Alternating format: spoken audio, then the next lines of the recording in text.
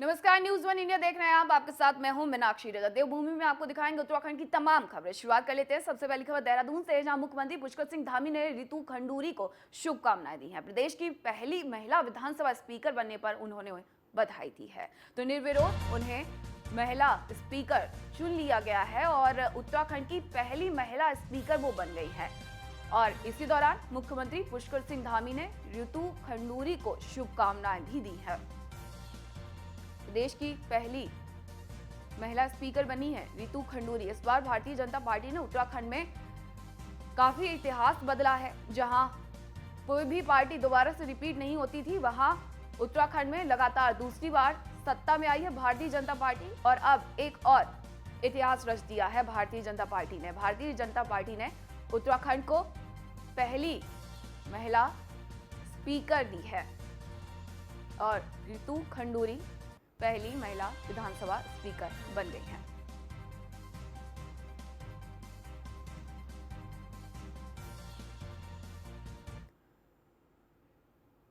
राष्ट्रपति रामनाथ कोविंद का 2 दिवसीय दौरा 27 मार्च को राजभवन के उद्यान उद्घाटन कार्यक्रम में शिरकत करेंगे। राजभवन में कुछ वीवीआईपी भी आमंत्रित किए गए हैं। उद्घाटन के बाद हरिद्वार के लिए रवाना होंगे राष्ट्रपति रामनाथ कोविंद। तो राष्ट्रपति रामनाथ कोविंद का 2 दिवसीय उत्तराखंड दौरा है और 27 मार्च को राजभवन के उद्यान उद्घाटन कार्यक्रम में शिरकत करेंगे। राजभवन में कुछ वीवीआईपी भी आमंत्रित किए गए हैं। साथ ही इस दौरान वो हरिद्वार के लिए भी रवाना होंगे, यानी कि हरिद्वार भी जाएंगे उद्घाटन के बाद राष्ट्रपति रामनाथ कोविंद। तो राष्ट्रपति रामनाथ कोविंद का 2 दिवसीय दौरा है उत्तराखंड का। 27 मार्च को राजभवन के उद्यान उद्घाटन कार्यक्रम में शिरकत करेंगे और उसके बाद उद्घाटन के बाद हरिद्वार जाएंगे। साथ ही राजभवन में कुछ वीवीआईपी भी आमंत्रित किए गए हैं। और अधिक जानकारी के साथ हमारे संवाददाता संदीप नेगी जुड़ चुके हैं। रुक कर लेते हैं, मुख्यमंत्री का 2 दिवसीय दौरा होने वाला है सुदीप, और माफ करिएगा, राष्ट्रपति का 2 दिवसीय दौरा होने वाला है सुदीप, क्या कुछ जानकारी है? जी देखिए, राष्ट्रपति रामनाथ कोविंद का 2 दिवसीय उत्तराखंड दौरा है। थोड़ी देर पहले वो जॉलीग्रांट एयरपोर्ट पहुंच चुके हैं। मुख्यमंत्री और तमाम वीवीआईपी डिग्निटरीज ने उनको रिसीव किया है। जॉलीग्रांट एयरपोर्ट से वो MI-17 आर्मी के हेलीकॉप्टर से 1:40 के आसपास उनका प्रस्तावित है GTC हेलीपैड देहरादून पहुंचना। यहां से वो राजभवन जाएंगे। राजभवन में उनका विश्राम है। शाम को एक डिनर रखा गया है राष्ट्रपति के द्वारा, राजभवन के द्वारा, जिसमें मुख्यमंत्री व कई वीवीआईपी मौजूद रहेंगे। कल राज्यपाल सुबह 9:30 बजे एक बगिया बनाई गई है राजभवन में, उसका उद्घाटन करेंगे और यहां से GTC हेलीपैड से वो हरिद्वार BHL हेलीपैड आएंगे। BHL हेलीपैड से वो बाई रोड दिव्य सेवा मिशन धाम आएंगे। वहां करीब 2 घंटे का एक कार्यक्रम रखा गया है जो दिव्य प्रेम मिशन द्वारा, उसमें शिरकत करेंगे और छात्रों को संबोधित भी करेंगे। यहाँ भी उनके साथ मंत्री और राज्यपाल मौजूद रहेंगे। कल हरिद्वार से ही करीब 12 बजे राज्यपाल पहले जॉलीग्रांट एयरपोर्ट और फिर यहां से दिल्ली के लिए रवाना होंगे। राष्ट्रपति के दौरे को देखते हुए सुरक्षा के व्यापक इंतजाम किए गए हैं। जिन स्थानों पर उनका कार्यक्रम है वहां रूट डाइवर्जन किए गए हैं और ये सुनिश्चित किया गया है कि किसी भी तरीके से उनके कार्यक्रम में कोई विघ्न बाधा ना आने पाए। सुदीप, राष्ट्रपति रामनाथ कोविंद इस दौरान हरिद्वार भी जाएंगे। हरिद्वार में क्या कुछ कार्यक्रम रहेगा? जी, जैसा मैंने बताया, दिव्य सेवा मिशन एक संस्था है, एक पुरानी संस्था है जिसके कार्यक्रम में उनको आमंत्रित किया गया है। इसकी सिल्वर जुबली बताई जा रही है। उसके कार्यक्रम में शिरकत करेंगे। उनका संबोधन है छात्रों को और वहाँ के लोगों को। इसके बाद वो कुछ देर छात्रों से बातचीत करने के बाद हरिद्वार से देहरादून और देहरादून से फिर दिल्ली के लिए रवाना होंगे। कल करीब 12:30 बजे राष्ट्रपति वापस दिल्ली के लिए, राष्ट्रपति भवन के लिए रवाना हो जाएंगे। सुदीप, वीवीआईपी मेहमानों का जिक्र भी किया गया है। अगर हम बात करते हैं तो कौन कौन से वो वीवीआईपी मेहमान होंगे जो राजभवन में मौजूद रहेंगे इस दौरान? जी देखिए, डिस्क्लोज नहीं किया गया। ये गोपनीय जानकारी है मेरी कि रात का एक डिनर होस्ट किया जा रहा है। चूंकि राष्ट्रपति आए तो ऐसा माना जा रहा है। बड़े नौकरशाह, मुख्यमंत्री, विधानसभा अध्यक्ष जो आज निर्वाचित हुई है रितु खंडूरी, व कुछ राज्य सरकार के मंत्री भी इसमें शामिल हो सकते हैं। राजभवन से राज्यपाल और कुछ अन्य वीवीआईपी डिग्निटरीज शामिल हो सकती हैं। हालांकि ये ऑफिशियल जानकारी नहीं है, लेकिन सूत्र बता रहे हैं कि वहाँ एक डिनर भी है जिसमें ये वीवीआईपी डिग्निटरीज शामिल होंगी। राजभवन में उद्यान उद्घाटन के समारोह में वो शामिल होने वाले हैं। क्या कुछ नया होगा इस बार? जी देखिए, राजभवन में एक बगिया बनाई गई है। उद्यान विभाग ने राजभवन के एक निर्देशों पर एक विशेष बगिया बनाई है जिसको गार्डन का नाम दिया गया है। उस गार्डन का कल सुबह 9:30 बजे उद्घाटन राष्ट्रपति यानी महामहिम रामनाथ कोविंद द्वारा किया जाएगा और कल से ही इस बगिया में जो आवाजाही है वो हो सकेगी। और राजभवन में जब अगली बार जब बसंतोत्सव का आयोजन होगा तो आम आदमी भी जो बसंतोत्सव देखने जाता है वो वहां जा सकेगा। बहुत बहुत शुक्रिया सुदीप आपका तमाम जानकारी के लिए। मुख्यमंत्री पुष्कर सिंह धामी और उनकी नई कैबिनेट ने अपनी पहली कैबिनेट में समान नागरिक संहिता पर मोहर लगा दी है। सरकार के इस फैसले पर कांग्रेस ने तीखी प्रतिक्रिया दी है। नेता प्रतिपक्ष प्रीतम सिंह ने न्यूज़ 1 इंडिया से खास बातचीत में क्या कुछ कहा, आपको सुनवाते हैं। में मुख्यमंत्री पुष्कर सिंह धामी सरकार की पहली कैबिनेट बैठक में यूनिफॉर्म सिविल कोड पर निर्णय लिया गया है। सरकार ने दावा किया है कि कमेटी बनेगी और जो 12 फरवरी को मुख्यमंत्री ने चुनाव से 2 दिन पूर्व जो बात कही थी जनता से, उस पर सरकार आगे बढ़ रही है। हमारे साथ नेता प्रतिपक्ष रहे प्रीतम सिंह जी हैं, इनसे बातचीत करते हैं। सर, सरकार को यूनिफॉर्म सिविल कोड की तुरंत याद आ गई, आखिर क्या वजह है? यूनिफॉर्म सिविल कोड जिसका जिक्र जो है सरकार ने पहली कैबिनेट में किया है, तो ये दर्शाता है कि सरकार का जो ज्वलंत समस्याएं हैं उस पर कोई ध्यान नहीं है। जो चुनावी घोषणा पत्र में वादे किए थे उन पर बात नहीं की गई। और यूनिफॉर्म सिविल कोड का मामला ऐसा मामला है, अगर भाई वो इतना आवश्यक था तो चुनावी घोषणा पत्र में क्यों नहीं रखा? चुनाव के दरमियान जब सरकार को लगा कि जो 5 साल की हमारी सरकार रही है इस सूबे के अंदर, उनकी उपलब्धियों के आधार पर हम चुनाव नहीं जीत सकते हैं, इसलिए किसी ने मुख्यमंत्री के कान में फूंक दिया कि यूनिफॉर्म सिविल कोड की बात करो, तो वो बात उन्होंने कर दी। अब वो चल पड़ी तो अब वो सोच रहे हैं कि यही मुद्दा रहे। क्या सर लगता है इतनी आसानी से लागू हो पाएगा?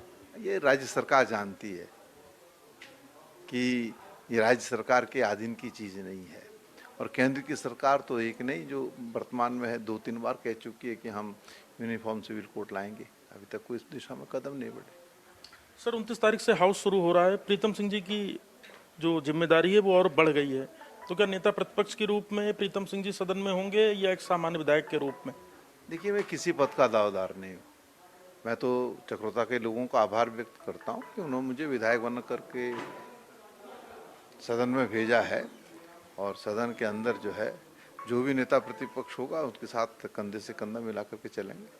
सर, आगे कांग्रेस के सामने कितनी राह कठिन आपको दिखती है? 2 चुनाव हैं और जिस तरीके से संगठन में आरोप प्रत्यारोपों का दौर चल रहा है, कितना एकजुट होकर अब जनता के बीच जाने की आवश्यकता है, क्या कहेंगे? देखिए, चुनाव में हार जीत एक सिक्के के 2 पहलू हैं। जब हम मैदान में जाते हैं तो कई बार हम हारते हैं, कई बार हम जीतते हैं। नई चुनौती को हम स्वीकार करते हैं, उसके लिए हम पूरी मजबूती के साथ खंभ ठोकने का काम करेंगे। सर, धामी सरकार की ये पहली कैबिनेट बैठक है। कैबिनेट बैठक में सिविल कोड का मसला है और अब 29 से हाउस है। कांग्रेस किस तरीके से सदन में सरकार को घेरने जा रही है महंगाई बेरोजगारी के मुद्दे पर, और क्या प्रमुख मुद्दे आपको लगता है होने चाहिए जिन पर कांग्रेस आवाज उठाएगी? देखिए, कांग्रेस विधानमंडल दल की बैठक होगी, उसमें हम मुद्दों को तय करेंगे, और आप देखेंगे कि 29 तारीख से जो सदन होगा, कांग्रेस मजबूत विपक्ष की भूमिका सदन के अंदर अदा करने का काम करेगी। तो ये थे नेता प्रतिपक्ष रहे प्रीतम सिंह जी, कांग्रेस के वरिष्ठ विधायक हैं। इनका कहना है सदन में आम जन की आवाज उठाने के लिए, सरकार को घेरने के लिए कांग्रेस कोई कोर कसर नहीं छोड़ेगी। इसके पहले विधानमंडल दल की बैठक में कांग्रेसी विधायक आपस में तय करेंगे कि किन मुद्दों पर सरकार को घेरना है और सरकार से जवाब मांगना है। कैमरा सहयोगी राजन बड़ोला के साथ Sudeep Jain, news 1 India, Dehradun. Cabinet मंत्री सुबोध उनियाल ने कांग्रेस के आरोपों पर पलटवार किया है। कांग्रेस के समान नागरिक संहिता के मुद्दे पर उन्होंने कहा कि ये हमारी जिम्मेदारी है कि जनता के बीच ले जाएं गए मुद्दों को हम पूरा करें। हमारे विशेष संवाददाता सुदीप जैन ने बजट को लेकर भी सुबोध उनियाल से खास बातचीत की है। उन्होंने क्या कुछ कहा, आपको सुनवाते हैं। उत्तराखंड सरकार के वरिष्ठ कैबिनेट मंत्री सुबोध उनियाल जी हमारे साथ हैं। कल सरकार की पहली कैबिनेट में यूनिफॉर्म सिविल कोड पर निर्णय लेते हुए कमेटी बना दी गई। सर, कल कमेटी आप लोगों ने बना दी जो मुख्यमंत्री जी ने 12 फरवरी को चुनाव से पहले कहा था, पर विपक्ष को ऐसा लगता है, प्रीतम सिंह जी का ये कहना है कि जो असल मुद्दे हैं महंगाई बेरोजगारी, उस पर भारतीय जनता पार्टी का फोकस नहीं, जो चुनाव में बात कही गई उस पर ज्यादा ध्यान है। देखिए, चुनाव जीत के आए तो चुनाव में जो वादे करके आदमी आता है, तो पहली बात यह है कि चुनाव में किए गए वादों को निभाकर जनता के अंदर एक विश्वसनीयता पैदा की जाती है। और जितना इन्होंने जनता को बरगलाने की कोशिश महंगाई के नाम पे की, जनता ने इसका जवाब इनको दे दिया। आज देखिए, महंगाई और डेवलपमेंट, मैं समझता हूँ जितना विकास आप करेंगे, महंगाई एक उस वैसी प्रक्रिया है कि लगातार समय के हिसाब से बढ़ती है। लेकिन डेवलपमेंट अगर रुक जाएगा तो डेवलपमेंट रुकने से कहीं ना कहीं इसका प्रभाव सीधे सीधे आम आदमी पर पड़ता है, रोजगार पर इसका प्रभाव पड़ता है, अवस्थापना सुविधाओं पर इसका भी प्रभाव पड़ता है। तो आज इस समय जो कि सबसे बड़ा वादा था कि कॉमन सिविल कोड, तो कॉमन पहली ही कैबिनेट में हम लोगों ने कॉमन सिविल कोड को लेकर चर्चा की और एक जो प्राविधान है कि सुप्रीम कोर्ट या हाई कोर्ट के कोई रिटायर्ड जज को लेकर के अध्यक्षता में कमेटी बनना इसमें अनिवार्यता है, तो ये कमेटी बनाने का निर्णय लिया जिसके लिए सीएम को अधिकृत किया गया। सर, ये कितना आसान होगी इस यूनिफॉर्म सिविल कोड की राह, क्योंकि गोवा में भी ये लागू है पर वो पूर्व का लागू है, तो क्या अन्य राज्यों में उत्तराखंड पहला राज्य बन पाएगा? क्या ये आप इसको कितना इजी टास्क मानते हैं? देखिए चांद पर पहुंचना भी मुश्किल था और मंगल पे भी पहुंचना मुश्किल था, पर पहुंचा ना। जब आप कोशिश करेंगे तो अल्टीमेटली सफलता मिलती है। सर, 29 तारीख से हाउस शुरू हो रहा है, 3 दिन का हाउस है, सरकार लेखा अनुदान ला रही है, 4 माह का बजट होगा, तो सर इसमें सरकार का फोकस किन बातों पर होगा? क्योंकि सरकार को अपने बिजनेस में आगे बढ़ना है, 5 साल की आप लोगों के पास प्रचंड बहुमत की सरकार है। देखिए, पहली इसीलिए हम लोगों ने जो वोट ऑन अकाउंट ला रहे हैं, उस वोट ऑन अकाउंट में हमारा जो सबसे बड़ा फोकस था, एक तो जो रूटीन खर्चे हैं ये ना रुक पाएँ, क्योंकि सरकार की गाड़ी चलती रहनी चाहिए 31 मार्च के बाद, अदरवाइज गाड़ी नहीं चल पाती। दूसरा, जो सेंटर स्पॉन्सर्ड स्कीम्स हैं जिनमें राज्यांश की आवश्यकता पड़ती है, उसको उसी अनुपात में हमने इसमें सेंटर स्पॉन्सर्ड स्कीम्स के लिए भी बजट का प्रोविजन किया है, ताकि ऐसी जो हमारी योजनाएं भारत सरकार की वो न रुक पाएँ। तीसरा, उसमें कुछ गुंजाइश ये भी रखी गई है कि जिससे जो हमने जनहित के जो बारे में जो वादे जनता के साथ किए हैं, उन वादों को हम लोग पूरा कर सकें। तो ये उसको काफ़ी सोच समझने के बाद जब आप देखेंगे, पिछले साल का बजट 48,000 करोड़ था पूरे साल का, और अब का हम 4 महीने के लिए 21,000 करोड़ का लाए हैं, यानी उस हिसाब से एक तकरीबन 63,000 करोड़ पहुंचता है। तो 15,000 का आउटले का मोटा मोटा अंदाज बढ़ाने का है कि ताकि जो चुनाव में चाहे वो किसान को 2,000 रुपये देने का प्रश्न हो, चाहे जो हमने जो तमाम चीज़ें वादे किए थे 3 सिलेंडर में, जिस तरह आपने देखा चुनाव के समय, उन सभी वादों को, क्योंकि कल सबसे बड़ा मंथन दृष्टिपत्र को लेके हुआ है और सारे मंत्रियों को दृष्टिपत्र सरकार का उपलब्ध करा दिया गया है, सारे सचिवों को इसको उपलब्ध कराया गया है, ताकि पूरी गवर्नमेंट मशीनरी, मंत्री और ब्यूरोक्रेसी मिल करके जो हमारा संकल्प पत्र था, जो दृष्टिपत्र था जो हमने चुनाव में दिया, उसका मंथन करने के बाद उन योजनाओं का क्रियान्वयन करें। सर, कांग्रेस भारतीय जनता पार्टी और सरकार को तो घेर रही है, लेकिन 29 से हाउस शुरू होना है, उनका लीडर अपोजिशन ही भी स्पष्ट नहीं है कौन होगा। अध्यक्ष जी इस्तीफा दे गए, कोई नया अध्यक्ष बनना नहीं चाहता या बन नहीं पा रहा, तो आखिर कांग्रेस में ये स्थिति क्यों है? आप जानते हैं, कांग्रेस हताश है, निराश है, और ये केवल उत्तराखंड की स्थिति नहीं है, ये पूरे देश की स्थिति है। कांग्रेस धीरे धीरे एक इतिहास के रूप में समेटते हुए जा रही है और प्रासंगिकता लगातार खत्म हो गई है। उनके नेताओं की प्रासंगिकता हो, चाहे उनकी आइडियोलॉजी की प्रासंगिकता हो, लगातार खत्म हो रही है। तो आज ऐसी परिस्थिति में जो चीज़ प्रासंगिक न रह जाए, उन पर बहुत ज़्यादा ध्यान दिए जाने की आवश्यकता नहीं है। तो ये सुबोध उनियाल जी थे, जिनका कहना था कि कांग्रेस अब अप्रासंगिक हो गई है, लिहाजा अब इस पर चर्चा करना भी कोई बहुत महत्वपूर्ण नहीं है, क्योंकि कांग्रेस में आपसी कला बहुत ज्यादा है। कैमरा सहयोगी राजन बड़ोला के साथ सुदीप जैन, न्यूज 1 इंडिया, देहरादून। उत्तराखंड सरकार में भले ही अभी मंत्रियों को पोर्टफोलियो का इंतजार हो, लेकिन मंत्रियों ने अपनी तैयारी पूरी कर ली है। पुष्कर धामी सरकार में सबसे युवा मंत्री सौरभ बहुगुणा से न्यूज 1 इंडिया ने बातचीत करते हुए उन्होंने क्या कुछ कहा, आपको सुनाते हैं। मंत्री पुष्कर सिंह धामी की कैबिनेट में युवा मंत्री बने हैं सौरभ बहुगुणा। सौरभ बहुगुणा किसी परिचय के मोहताज नहीं है, एक बहुत बड़े राजनीतिक परिवार से आते हैं। कल इनकी कैबिनेट में एक बड़ा निर्णय भी हुआ है। बहुगुणा जी, कल आप लोगों ने सामान्य नागरिक संहिता पर अपनी मोहर लगा दी, अब इस पर सरकार आगे बढ़ेगी। क्या कहना है, ये कितना आसान होगा? कांग्रेस का कहना है कि ये कहीं ना कहीं जिस राजनीति के आधार पर भाजपा सत्ता में आई उसको आगे बढ़ा रही है। बेरोजगारी और डेवलपमेंट जैसे विषयों पर वो बात अभी नहीं कर रही है, पर जिन विषयों पर वो सत्ता में आई उसको प्राथमिकता दे रही है। नहीं, देखिए, कांग्रेस क्या कह रही हो, मैं उसका जवाब इसलिए नहीं देना चाहूँगा कि कांग्रेस को सरासर उत्तराखंड की जनता ने और देश की जनता ने नकार दिया है।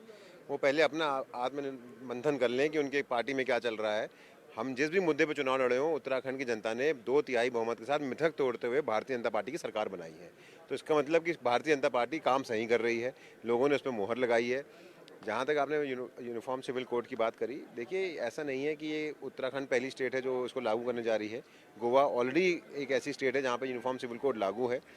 माननीय सुप्रीम कोर्ट के, माननीय हाई कोर्ट के बहुत सारे ऐसे डायरेक्शंस हैं, आदेश हैं, जिसमें हर स्टेट को ये बोला गया है कि आपको यूनिफॉर्म सिविल कोड लागू करना चाहिए। हमने जब चुनाव में गए तो हमने उसमें वादे किए कि जनता के साथ कि हम यूनिफॉर्म सिविल कोड लागू करेंगे।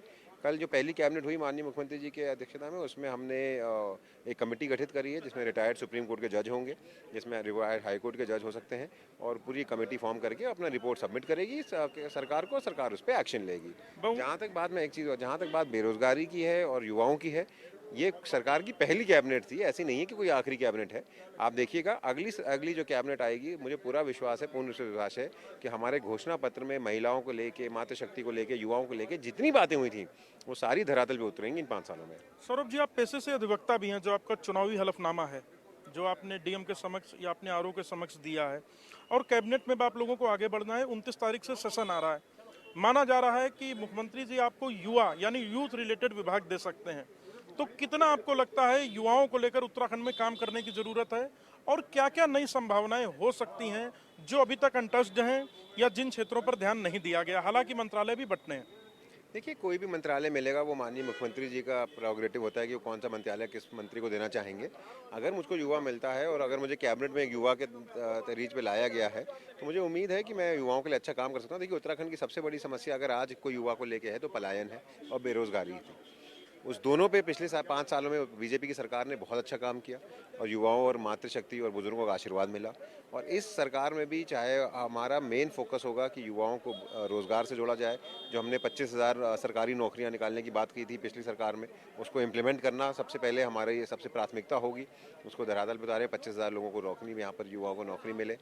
साथ ही साथ उनको सेल्फ इंडिपेंडेंट कैसे बनाया जा सकता है, चाहे उनको आप लोन के द्वारा, चाहे उनको कोऑपरेटिव लोन्स के द्वारा, चाहे आप उनको मुद्रा योजना के द्वारा, चाहे आप उनको स्टार्टअप्स के द्वारा, किस तरीके से उत्तराखंड के युवा को कोशिश ये करनी चाहिए हमारी सरकार को, और हमने पिछले साल भी ये कोशिश करके अच्छा इसका रिजल्ट दिया कि उत्तराखंड के युवा को उत्तराखंड में नौकरी मिले, अपने गांव में नौकरी मिले, ताकि उसको अपना परिवार, अपने माँ बाप को छोड़कर कहीं जाने की जरूरत ना। आपने काफी स्टडी कर रखी है जिस प्रकार से आपने योजनाओं के नाम लिए, पर हम ये देखते हैं सरकार जो आदेश करती है, जिलों में आते आते, विकास भवन तक आते आते, सीडीओ दफ्तर आते आते सुस्त हो जाती हैं। कुछ लोगों को पता नहीं चल पाता और कुछ अधिकारी बहुत रुचि नहीं लेते। इसे आप कैसे देखते हैं? विशेषकर ब्यूरोक्रेसी को कितना आपको लगता है कि स्ट्रेंथन करने की जरूरत होगी ताकि सरकार जो कहे उसका 100% पालन हो? देखिए, योजनाएं जो हैं, मैं अगर पिछले 5 साल में बात करूं, मैं अपनी ही विधानसभा की कर लूं, तो बहुत सारे लगभग कोऑपरेटिव सोसाइटी के द्वारा ही हमने अपनी मातृशक्ति को, अपने वहाँ के लोगों को बिजनेस के लिए 4.25 करोड़ रुपए तक के लोन दिए, ब्याज मुक्त लोन दिए। तो ऐसा नहीं है कि जो सरकार की स्कीम थी वो धरातल तक नहीं उतरी। कहीं पर अगर ऐसी समस्या आई होगी और ब्यूरोक्रेसी की कमी की वजह से आई होगी, तो ज़रूर उसको देखा जाएगा, और जो वहाँ पे ब्यूरोक्रेट्स होंगे, जो अधिकारी होंगे, उनको या तो समझाया जाएगा, और अगर काम नहीं करते तो जो एक्शन होना होगा वो होगा। तो ये सौरभ बहुगुणा है, अभी इन्हें मंत्रालय नहीं मिला, लेकिन एक बहुत खास बात है, इन्होंने स्टडी पूरी कर रखी है। इन्हें एक एक योजना का पता है, किस योजना से किसको कैसे लाभ मिलेगा इसकी इन्हें जानकारी है। बहरहाल बहुत जल्द इन्हें मंत्रालय मिलेगा, और यही उम्मीद है कि युवाओं के लिए, विशेषकर बेरोजगारी के विषय पर सौरभ बहुगुणा और बेहतर प्रयास और काम करेंगे। कैमरा सहयोगी राजन बड़ोला के साथ Sudeep Jain, news 1 India. Uttarakhand board परीक्षाओं की सभी तैयारियां पौड़ी जनपद में पूरी कर ली गई हैं। शिक्षा विभाग के उच्च अधिकारी और जिला प्रशासन ने 28 मार्च से 19 अप्रैल तक आयोजित होने वाली 10वीं और 12वीं की बोर्ड परीक्षाओं को शांतिपूर्ण तरीके से संपन्न करवाने के लिए अपनी कमर कस ली है। आपको बता दें कि जनपद में 165 परीक्षा केंद्र बनाए गए हैं, जबकि 4 परीक्षा केंद्र ऐसे हैं जिन्हें अति और 6 परीक्षा केंद्रों को संवेदनशील श्रेणी में रखा गया है, जहां हर परीक्षा केंद्र में पुलिस बल को भी तैनात किया जाएगा, जो किसी तरह की गड़बड़ी नजर आने पर परीक्षा केंद्रों के कंट्रोल रूम में तत्काल इसकी सूचना देंगे।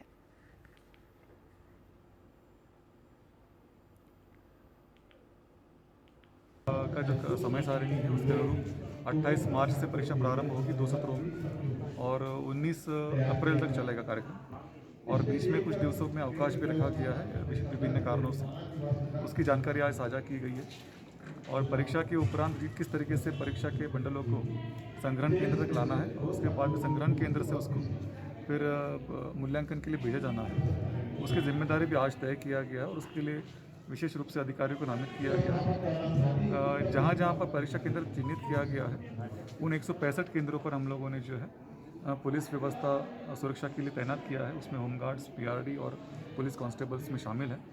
उसका भी जायज़ा लिया गया है और समस्त तैयारियां सुचारू ढंग से की जा रही हैं। का जो समय सारणी है उसके अनुरूप 28 मार्च से परीक्षा प्रारंभ होगी 2 सत्रों में और 19 अप्रैल तक चलेगा कार्यक्रम और बीच में कुछ दिवसों में अवकाश भी रखा गया है। खबर पौड़ी से, जहां चौबट्टा खाल विधानसभा क्षेत्र के संयुक्त चिकित्सालय सतपुली में बिजली नहीं होने के कारण अल्ट्रासाउंड और पैथोलॉजी लैब एक शो पीस बनकर रह गया है। बिजली नहीं होने से मरीजों को बिना जांच के ही बेरंग लौटना पड़ रहा है। आपको बता दें कि अस्पताल की तरफ से बिजली का बिल नहीं भरने पर विद्युत विभाग ने कनेक्शन काट दिया है। मामले में एससीएमओ डॉक्टर भारती का कहना है कि जल्द ही विद्युत विभाग से बात कर अस्पताल में फिर से बिजली को शुरू करने का निर्णय लिया जाएगा।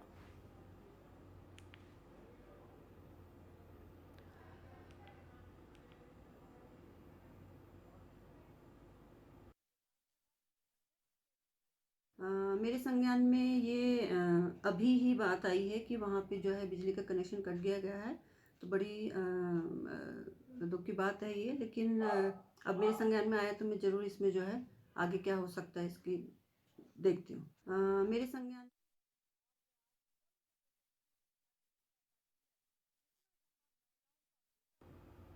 वहीं नैनीताल के मल्लीताल में देर रात एक घर में भीषण आग लग गई। देखते ही देखते आग ने विकराल रूप ले लिया, जिसके बाद आसपास के लोगों ने दमकल विभाग को सूचना दी और कड़ी मशक्कत के बाद आग पर काबू पाया गया। जानकारी के मुताबिक घर के एक हिस्से में रखे रजाई और गद्दों में आग लगी थी। वहीं आग के असल कारणों का अब तक पता नहीं चल पाया है।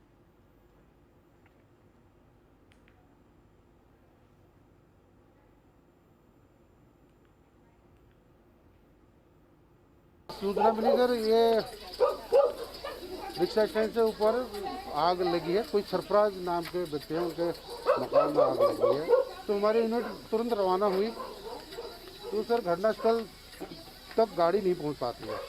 तो फिर दोबारा कॉल हमें हुआ कि आप हौज पाइप वगैरह लेके आए। तो हम लोग जो यूनिट हमारी पहले आई थी उनके द्वारा बाल्टी और पाइपों से आपसी सहयोग से पब्लिक के आग को पूर्ण रूप से बुझा दिया गया। गाड़ियाँ हमारी काफ़ी नीचे ही खड़ी हैं। तो बाल्टियों की मदद से अगल बगल से पानी लेके आग को पूर्ण रूप से बुझा दिया गया है और मकान मालिक से मालूमात करने पर जो नुकसान।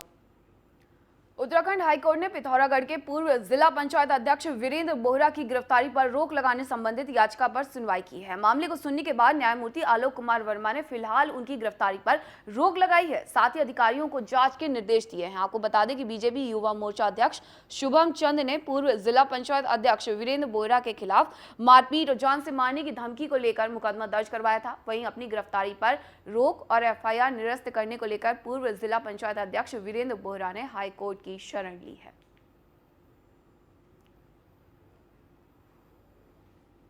वो सब मनगढ़ंत और झूठे हैं, जिस बात कोर्ट ने ये ऑर्डर पास किया है और इन्वेस्टिगेटिंग ऑफिसर को ये हिदायत दी है कि वो Anish Kumar versus state of Bihar में दी हुई गाइडलाइंस का पालन करें इस केस में।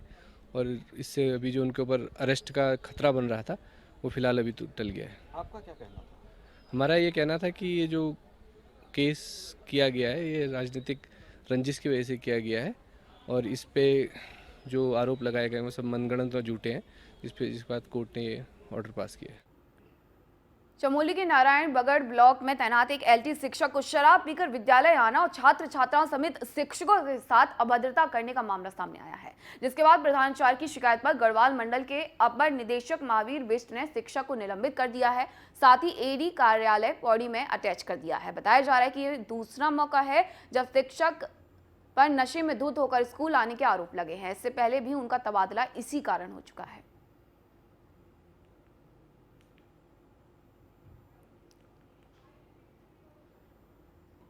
कुछ लोगों ने मुझे एक वीडियो भेजी थी एक शिक्षक की और मुझे उस वीडियो से पता नहीं चल पा रहा था कि ये शिक्षक कहाँ का है। तो हमने जनपद चमोली का शिक्षक था तो जनपद चमोली के एक प्रधानाचार्य के ग्रुप में मैंने शेयर किया था कि जिस भी प्रधानाचार्य के स्कूल का ये मैटर है वो मुझे रिस्पॉन्ड करे। तो प्रधानाचार्य जी ऐसी गढ़कोट ने मुझे फ़ोन से बताया सर हमारे विद्यालय का ये प्रकरण है। तो फिर मैंने उनसे बात किया तो पता चला कि इसको हमने प्रशासनिक स्थानांतरण के आधार पर गढ़कोट में भेजा था और पूर्ववर्ती विद्यालय इसका GIC जोशीमठ था, वहाँ पर भी इनकी शिकायतें थी। ये शराब पीते थे, स्कूल आते थे और नालियों में पड़े रहते थे। तो हमने प्रथम दृष्टया ये मानकर कि चलो जोशीमठ में अगर इनका यहाँ से ट्रांसफ़र कर दिया जाए तो शायद इनके व्यवहार में परिवर्तन होगा। लेकिन ट्रांसफ़र करने के बाद भी गढ़कोट में जहाँ हमने इनको भेजा वहाँ भी ये शराब पी करके स्कूल आने लगे और जो आने जाने वाले जो ग्रामीण हैं उनसे भी शराब में बैकी बात। रुक करते हैं अगली खबर का। अगली खबर रामनगर से, जहां वन विभाग के कालाडूंगी रेंज के अंतर्गत मॉडल क्रूज स्टेशन बनाया गया है। कालाडूंगी में स्थित इस क्रूज स्टेशन में फायर सीजन में हर समय फायर कर्मी मौजूद रहेंगे और कालाडूंगी के जंगल समेत प्रभाग के कहीं भी जंगल में भीषण अग्नि की खबर मिलने पर आग बुझाने पहुंचेंगे। शनिवार को इस मॉडल क्रूज स्टेशन का उद्घाटन मुख्य वन संरक्षक कुमाऊं तेजस्विनी पाटिल ने फीता काटकर किया। उन्होंने बताया कि रामनगर वन प्रभाग का ये पहला क्रूज स्टेशन है जहां आग बुझाने के उपकरण भी रहेंगे और फायर कर्मी भी हर समय मौजूद रहेंगे ताकि जंगल में आग लगने की खबर मिलते ही मौके पर पहुंचा जा सके।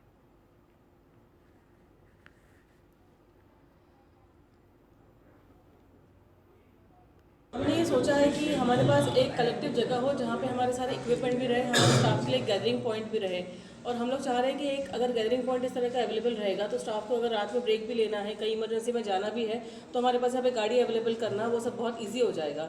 इसलिए हम लोग ने मॉडल फायर क्रू स्टेशन का प्लान किया था इस साल, जहाँ पर एक हमारे पुराने जो बिल्डिंग्स बहुत सारे थे उसमें से चुन चुन के लोकेशंस को चुन चुन के हमने बिल्डिंग्स को इम्प्रूव किया था कि एक ऑफिस टाइप का बन जाए, स्टोर टाइप का बन जाए और एक डॉर्मेटरी टाइप की बन जाए, जहाँ पे हम लोग को हमारे स्टाफ को जो रात में भी है कभी भी जाने की आवश्यकता पड़ सकती है वो एक जगह पे हम लोग का अवेलेबल रहे हमेशा। और इस बुलेटिन में इतना ही। देखते रहिए न्यूज़ 1 इंडिया। नमस्कार।